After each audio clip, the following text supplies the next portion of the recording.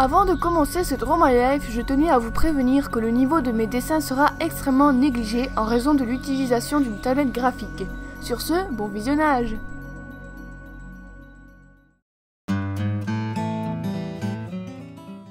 Salut les gens! Alors aujourd'hui on se retrouve pour un petit Draw My Life, et oui, il sera court parce que je n'ai que 16 ans et forcément j'ai pas grand chose à raconter puisque ma vie est quand même assez courte.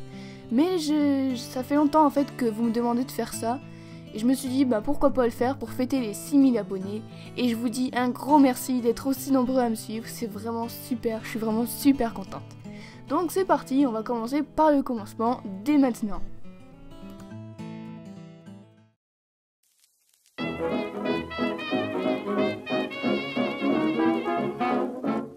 Alors tout a commencé le 16 juillet 2001 dans un pays qu'on appelle communément la France. Donc moi je suis née à Auch dans le Gers, donc pour ceux qui connaissent, voilà, c'est la campagne, etc. Et voilà, je suis née là-bas et j'ai jamais pris l'accent. Je l'avais soi-disant un petit peu quand j'étais petite, mais vraiment un tout petit peu. Et après, au fil des années, je l'ai perdu complètement.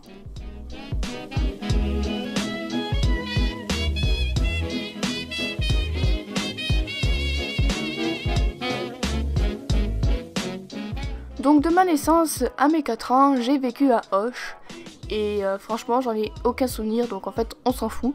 Tout ce que je sais c'est que à peu près à mes 4 ans, on a déménagé aux alentours de Toulouse et j'étais pas du tout triste de quitter cette ville puisque je n'avais aucun ami là-bas et que j'étais trop petite pour me soucier de quoi que ce soit.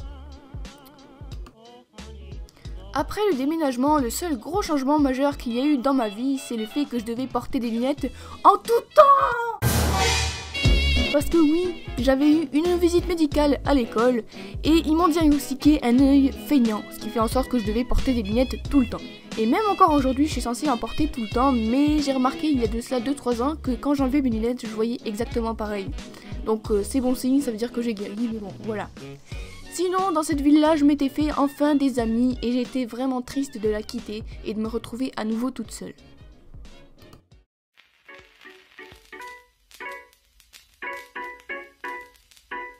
Donc ensuite j'ai déménagé dans une autre ville aux alentours de Toulouse et j'y ai vécu de mes 7 ans à mes 11 ans, ce qui fait quand même une longue période de temps. Donc en gros j'ai pu grandir avec les mêmes personnes pendant cette période-là. J'ai pu découvrir avec elles le collège et c'était vraiment cool. Je connaissais à peu près toutes les personnes de mon âge dans ma ville et je connaissais à peu près toute la ville par cœur. Et j'avais vraiment des super amis et plein d'amis et c'était vraiment cool. Je veux dire, c'était vraiment l'une des périodes les plus heureuses de ma vie, sans déconner. Bon, c'est aussi la période, comme tous les enfants, où l'on perd nos dents. Donc là, comme vous voyez sur le dessin, j'ai plus toutes mes dents. D'ailleurs, mon père se foutait de ma gueule en me disant que j'étais une sans dents parce que je perdais toutes mes dents et que j'avais plein de trous dans la bouche, quoi. Donc voilà. C'est aussi durant cette période-là que j'ai découvert l'existence des mangas. Yeah! Donc c'est aussi durant cette période-là que j'ai acheté mon premier manga qui se trouvait être le premier tome de One Piece. Et en le lisant, j'étais juste genre, pourquoi est-ce que je redessinerais pas les dessins, ils sont cool, sérieux. Et c'est de là que tout est parti. Voilà.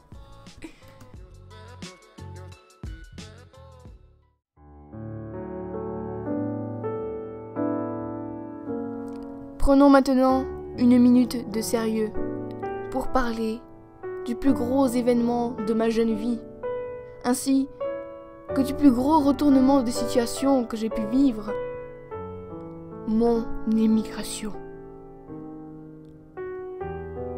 Tout s'explique maintenant.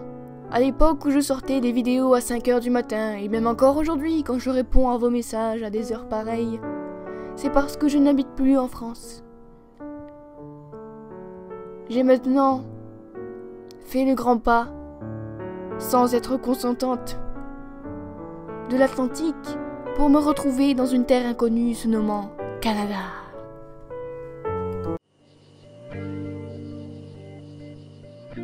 Bref, la minute de sérieux est enfin terminée. Enfin non, pas tout à fait. J'ai encore 2-3 petits trucs de sérieux sur lesquels m'exprimer. Le fait de partir en France a vraiment été l'une des choses les plus difficiles de ma vie.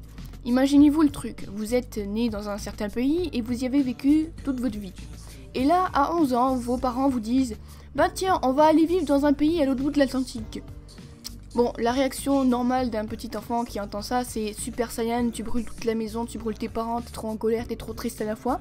Parce que oui, le fait d'émigrer dans un autre pays, ça implique de quitter ta famille, de quitter tes amis, de quitter tout l'environnement dans lequel tu as vécu depuis ta naissance, mais aussi de quitter ta culture, et ensuite de t'adapter à la culture du nouveau pays, et c'est vraiment la chose la plus difficile en fait.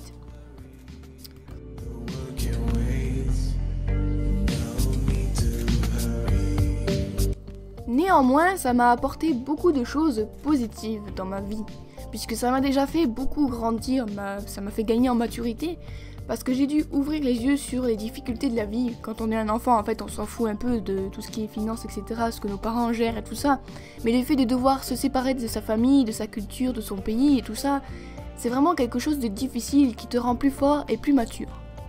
Il y a aussi le fait que ça m'a un peu ouvert l'esprit sur le monde parce que j'ai dû m'adapter à une nouvelle culture, bien qu'elle soit pas si différente que ça, il y a quand même beaucoup de différences et ça t'ouvre les yeux sur à quel point le monde peut être différent de tout ce que tu as cru croire durant toute ta vie dans ton pays d'origine en fait. Donc c'est vraiment très positif en fait.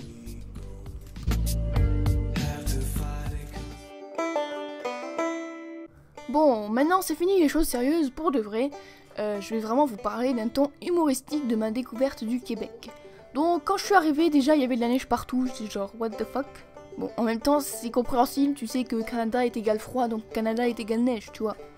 Mais le truc qui m'a fait le plus rire, c'est vraiment l'accent québécois. Déjà je comprenais pas tout ce qu'il disait, c'est pourquoi que vous voyez plein d'interrogations autour de ma tête. Mais vraiment, je comprenais rien de ce qu'il disait, mais c'était juste drôle comment il parlait. Vraiment, c'était drôle. Donc c'est sûr que quand tu entends pour la première fois de ta vie des tabarnak, colis, c'est cette petite neige à marde, c'est sûr que ça te donne un peu envie de rire, mais bon après une fois que t'es habitué, t'es juste genre bah ouais c'est des Québécois, je comprends ce qu'ils disent et c'est cool. Et puis voilà.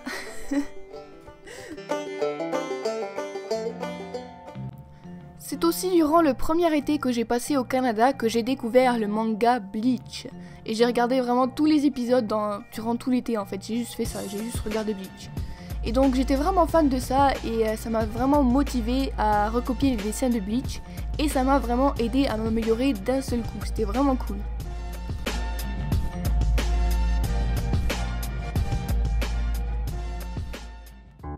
Donc ensuite j'ai commencé à aller au collège au Canada, donc au secondaire pour ceux qui s'y connaissent.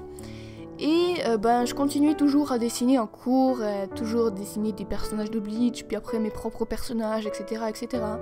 Et puis bon, la vie allait bien, et là un jour arrive où je passe en secondaire 3, donc en 3ème, et c'est la grosse dépression toute l'année parce que j'ai aucune de mes amies dans mes cours et je suis pas quelqu'un de très sociable. Et en fait, c'est pas que je suis pas sociable, c'est juste que je suis tellement timide que je vais jamais vers les gens. Et ici, quand tu vas pas vers les gens ils viennent pas vers toi, quoi. Donc voilà, j'étais toute seule toute l'année et j'ai vraiment été en dépression. Ce qui fait que vers la fin de l'année, j'avais commencé à filmer mes dessins. Et je me suis dit pourquoi pas faire une chaîne YouTube pour déjà me changer les idées. Et puis après, petit à petit, c'était vraiment parce que j'aimais ça. Et voilà, c'était là la création de la chaîne alors que j'étais en pleine dépression. Yeah!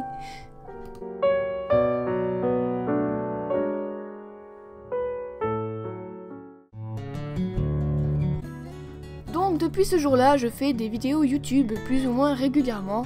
Donc à mes débuts, c'était pas du tout régulier, mais maintenant j'essaie de m'en tenir à une vidéo par semaine. Et vraiment, je suis très heureuse d'avoir une communauté aussi géniale que vous, parce que vous me motivez à être vraiment qui je suis devant la caméra, et surtout vous me motivez à donner tout ce que j'ai pour faire mes vidéos, c'est vraiment, vraiment cool. Genre, vous êtes vraiment super comme communauté, j'ai pas d'autres mots à vous dire vraiment.